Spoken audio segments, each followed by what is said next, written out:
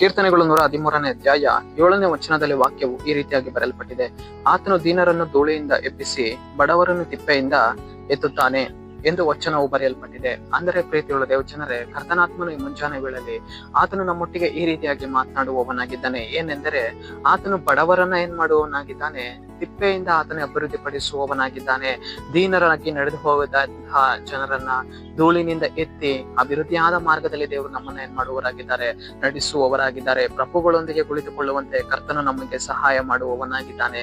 ಪ್ರೀತಿಯುಳ್ಳ ದೇವಜನರೇ, ದೇವರ ಆತ್ಮನು ಇವತ್ತು ನಮಗೆ ಸಹಾಯಕನಾಗಿರುವುದರಿಂದ, ಕರ್ತನಾತ್ಮನು ನಮ್ಮ ಸಂಗಡಿಗನಾಗಿ ಆತನು ಬರುವುದರಿಂದ, ನಮ್ಮ ಜೊತೆಗಾರನಾಗಿ ಇರುವವನಾಗಿ, ನಮ್ಮನ್ನ ಬಲಪಡಿಸುವವನಾಗಿ, ದೇವರು ನಾವು ಬಿದ್ದಂತಹ ಸ್ಥಿತಿಗಳಿಂದ ದೇವರು ನಮ್ಮನ್ನು ಎತ್ತುವವರಾಗಿದ್ದಾರೆ. ಹೇಗೆ?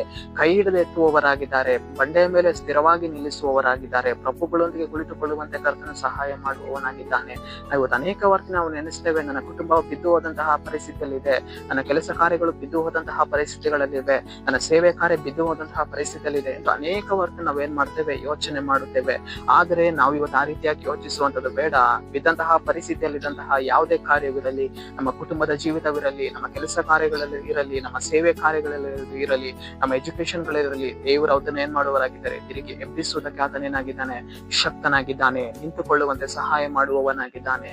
ಆತನು ನಮ್ಮ ಬಲಗಳಲ್ಲಿಯೇ ಇರುವವನಾಗಿ, ಆತನು ನಮ್ಮ ಜೊತೆಗಾರನಾಗಿಯೇ ಇರುವವನಾಗಿ, ನಮ್ಮ ಭುಜ ಬಲಗಳನ್ನು ಆತನ ಏನ್ ಮಾಡುವವನಾಗಿದ್ದಾನೆ, ಬಲಪಡಿಸುವವನಾಗಿದ್ದಾನೆ. ಮಗನೇ, ಮಗಳೇ, ಧೂಳಿನಲ್ಲಿ ಬಿದ್ದು ಹೋಗಿದ್ದೀಯಾ, ತಿಪ್ಪೆ ಮಾರ್ಗದಲ್ಲಿ ಬಿದ್ದು ಹೋಗಿದ್ದೀಯಾ, ನಾನು ನಿನ್ನನ್ನು ಅಭಿವೃದ್ಧಿ ಪಡಿಸ್ತೇನೆ, ನಾನು ನಿನ್ನ ವಿಶೇಷವಾಗಿ ಕರುಣಿಸ್ತೇನೆ ಎಂದು ಆತನು ನಮ್ಮೊಟ್ಟಿಗೆ ಮಾತನಾಡುವವನಾಗಿದ್ದಾನೆ. ಸರಿ, ನಾವು ಪ್ರಾರ್ಥಿಸಿಕೊಳ್ಳೋಣ. ಅಪ್ಪ ಕರ್ತನೆ, ನಿಂಗೆ ಸ್ತೋತ್ರ ಸ್ವಾಮಿ. ಈ ಮುಂಜಾನೆ ವೇಳೆಯಲ್ಲಿ ದೇವರೇ, ಈ ವಾಕ್ಯ ಭಾಗ ಸಂದೇಶವನ್ನು ನೋಡುವ ಜನಗಳನ್ನು ಸಂಧಿಸು ಕರ್ತನೆ. ನಿನ್ನ ಜನರ ಜೀವಿತದಲ್ಲಿ ನಿನ್ನ ಕಾರ್ಯವನ್ನ ಮಾಡಿ, ನಿನ್ನ ಜನರು ಬಿದ್ದಂತಹ ಪರಿಸ್ಥಿತಿಗಳಿಂದ ದೇವರೇ, ನೀನು ಅವರನ್ನ ಧೂಳಿನಿಂದ ಎತ್ತಿ ಎಬ್ಬಿಸಿ ಪ್ರಭುಗಳೊಂದಿಗೆ ಕುಳಿತುಕೊಳ್ಳುವಂತೆ ಸಹಾಯ ಮಾಡುವುದಕ್ಕಾಗಿ ಸ್ತೋತ್ರ. ನಜರೇತಿನ ಯೇಸುವಿನ ನಾಮದಲ್ಲಿ ಕರ್ತನೆ, ಆಮೆನ್, ಆಮೆನ್.